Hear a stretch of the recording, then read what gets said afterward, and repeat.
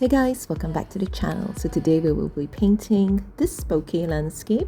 It's a little bit different because it's not nighttime, so it'll be like a blurred out bridge in the background and a few cosmos flowers in the foreground. So because the background is a very light color, I have to prime the canvas in purple pale first so that the color will come through. So what I'm using is I'm mixing ivory white with a bit of titanium white with pale grey and just a little bit of burnt sienna. This part is quite simple. I'm just blocking out the whole canvas in one color and I'm using a flat white brush for easy application. To get a smooth finish, what I did was I applied a few layers. I start by one layer, I let it dry, then I think this took about 3 layers. So once that is done, I'm going to add more titanium white in the middle and I'm going to kind of like frame it with the original color that we painted, but I want to brighten it up in the middle. So you can see this kind of like a little square patch in the middle. I use more ivory white mixed with titanium white, and at the bottom I'm going to mix Prussian blue with Mighty's green and a bit of Payne's grey at the bottom. So what I want at the bottom is like a more teal sort of shade, and then I'm going to darken the bottom with Payne's grey and gradually get that teal color to blend in with the top part of the canvas, that sort of like light grey ivory white background that we painted earlier, and I'm just going to blend it in continuously back and forth from left to right with a flat white brush. Once that is done, we're going to draw the bridge in the background, and I'm going to use a chalk to mark it out first. I find chalks are so much easier because you can just wipe it off with a wet wipe later. So this is quite a simple looking bridge because it's going to be blurred out, so all you want is just a very kind of like ambiguous shape of it. And once I've got all of my markings in, I'm going to paint over the chalk lines in Mars black mixed with burnt sienna. So I want to paint it in a dark color, but I don't want it to be like too jarring in pure black. So what I have now is like a slightly dark brown sort of shade. Once I've drawn over the chalk outlines, then I'm going to be painting the bridge. This part is quite simple, no shading required, everything is just in one color and the bridge is quite easy to paint. To get cleaner lines, I find it is so much easier to use a masking tape. So over here I want to kind of like thicken the lines a little bit, so I just paste the masking tape on top and I paint over it and peel off the tape. Once I'm finally satisfied with the proportions, then I touch up the bridge with the second layer of paint using the same colors. Basically this part I'm just trying to tidy everything up, clean up the lines, and also try to make everything a little bit more proportionate. Okay, so the next step now, we're going to be blurring out the bridge. This part requires a little bit of blending, so what I do first is I kind of like outline the bridge in burnt sienna. So we kind of have to go like part by part. So as you can see over here, I'm just painting a straight line of burnt sienna, and then I'm going to blend it on top of that burnt sienna with the color of the background, which is the ivory white mixed with pale grey, and I'm going to blend that both. And then at the bottom of the line, I'm going to blend the color of the bridge, which is burnt sienna with black, and I'm going to blend that in with the burnt sienna. So essentially what you want to do is to remove any sharp lines or sharp edges, and you want to blend the color in together so it becomes one gradient, and that's how you kind of get the blurry effect. So what I'm doing right now is I'm working section by section, and here is a close-up shot. So what I'm doing now is I'm going section by section. Here's the close-up shot of how I blend it.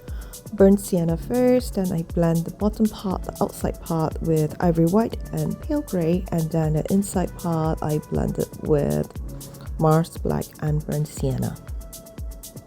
So we're going to repeat this process until the whole bridge is covered up. So you can see in comparison from the left canvas to the right canvas how it looks like after we blur the edges to get that blurred effect and remove all the sharp lines.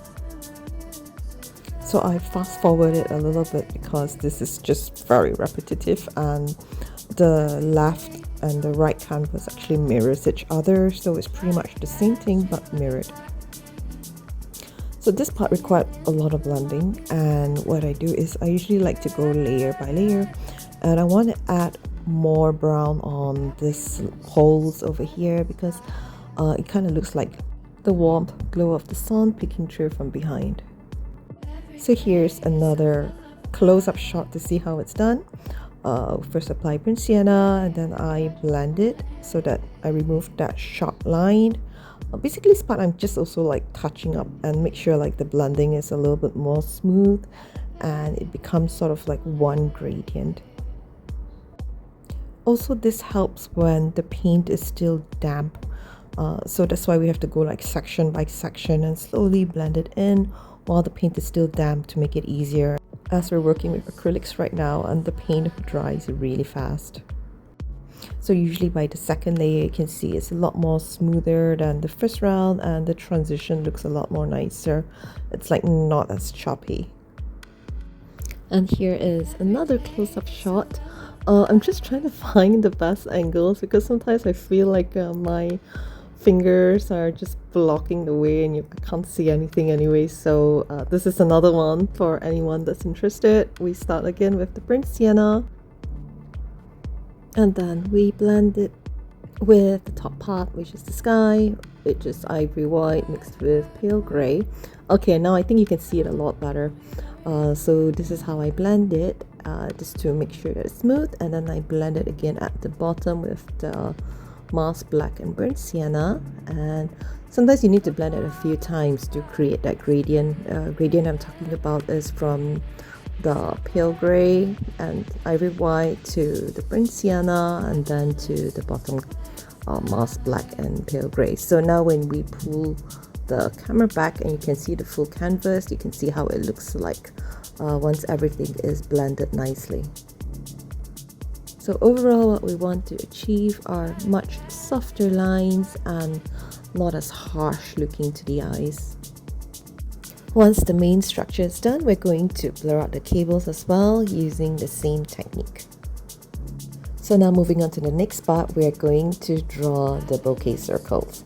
And I want to start from the bottom. We're going to draw a straight line of white bokeh circles from left to right. So I use a masking tape because it's just so much easier to make it uniform in the size and also for straight alignment. And for the second part, we are also going to blur these bokeh circles because the white paint isn't opaque. So we need to paint the second layer over it, and what I want to do is also blend around it to soften these background bokeh circles. Same technique as how we did for the bridge. So the background color for this is the teal color that we have mixed earlier, which is Prussian blue and Mighty's green and pale gray. So we're going to paint that around the white circle, and then we're going to blend it the same way to remove the sharp lines of the circles and soften it. So instead of these solid white circles, we're now going to have a little bit of this grayed out teal softened bokeh circles in the background. So now you'll be able to see the difference before it's blurred out and after it's blurred out. And we're going to repeat this until the whole stretch is blended. So here's another close-up shot with the butter angle. So for this part where you can see there's a bit of brown in the background, then we're also going to add in brown, because what we want to do is to make sure that it kind of blends in with the background as well. So over here I'm adding a bit of burnt sienna, and then the next part here I'm going to add the background color, which is teal that we've mixed earlier. I'm just going to kind of complete the outline of the circle, and then you can see how we're just going to blend it towards the middle of the circle, and all colors as well around it, and just kind of like drag the color towards the middle and then continue to blend until the lines are all softened. So essentially what we want is a grayed out and blurred bokeh circle. Once this is done, we're going to move on to the second part, which are the bokeh circles on the bridge. So this time we're going to paint them in orange, or rather orange yellow. And I'm going to break it up a little bit because this is supposed to be like lights from the bridge. Here I'm using a masking tape as well to keep the sizes of the circles consistent. Once we painted the circles, we're going to do the same thing as we did with the white circles, but this time in orange yellow. So again, because the orange yellow isn't opaque, we need to paint the second layer, and I'm going to match the top part of the circles in burnt sienna because that's coming from the bridge, the outline of the bridge. And at the bottom part, I'm going to mix Mars black with burnt sienna to match the color of the bridge, and then I'm going to blend it. So essentially what we want is the same thing. We want to remove the sharp lines around the circles, and we want the bokeh circles to look a little bit grayed out. Here is another close-up shot with what I hope is a better angle. I'm going to repaint the orange yellow, then I'm going to add in the burnt sienna on the top part of the circles, and at the bottom part I'm going to add Mars black mixed with burnt sienna on the bottom half of the circles, and then I'm going to blend it all together. So for the top part, I also want to soften that line of burnt sienna to match it with the sky. So I'm also going to add a little bit of pale grey mixed with ivory white and blend the top part of the circles.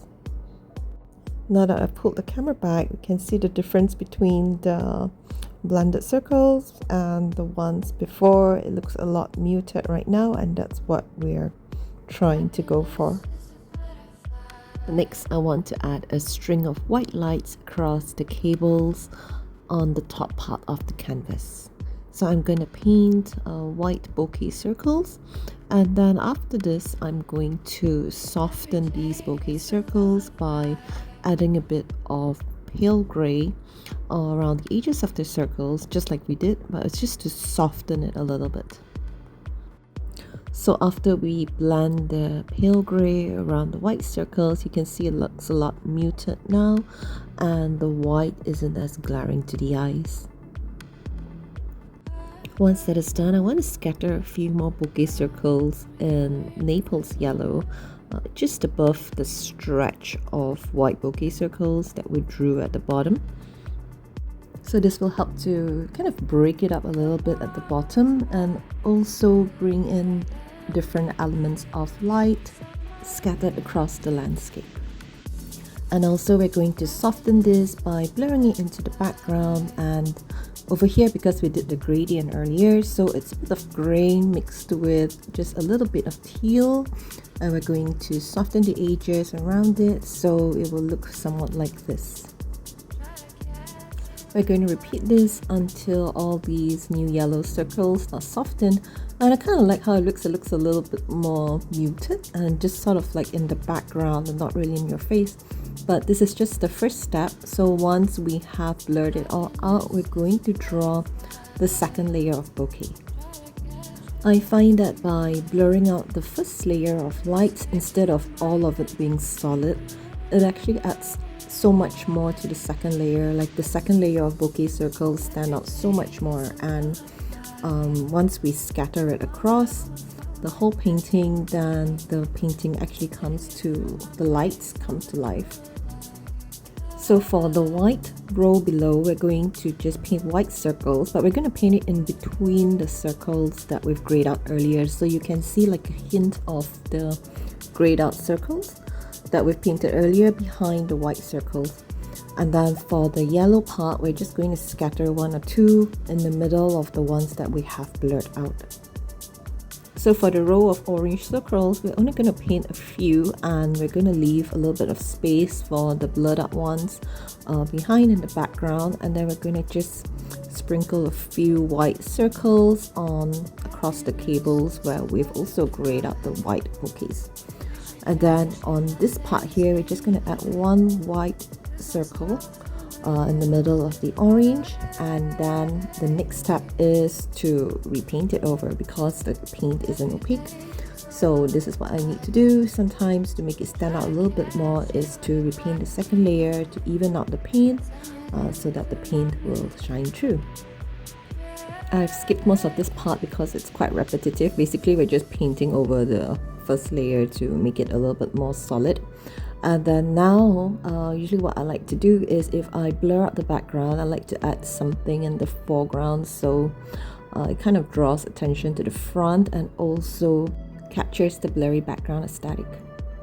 So the flower of the day are cosmos flowers, and I just wanted something a little bit simple because the background is a bit colorful already. So these are just going to be like a little bit more, I would say, minimalist. I want them in purple, purplish, and also bluish, just to kind of like match the teal at the bottom. So right now I've just sketched it out and I'm going to paint the flowers. So because this is like a bit mirrored, it's mirrored like I've said, so on this flower here it's going to be, I'm going to mix purple pale with a little bit of rose red so you get a nice magenta shade. And then I mix a bit of portrait tone and titanium white for the highlights, and I repeat it for this flower. And for the middle flowers, I'm going to use cobalt blue and purple pale and a little bit of Prussian blue. So I'm going to switch out the magenta, and I want a bit more of a bluish shade for this.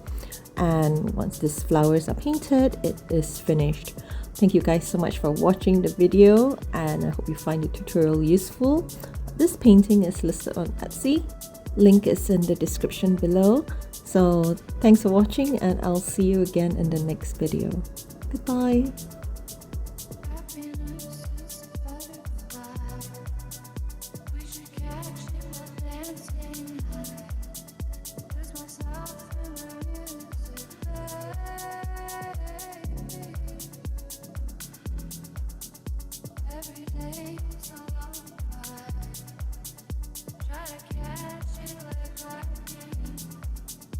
Sing it into my music.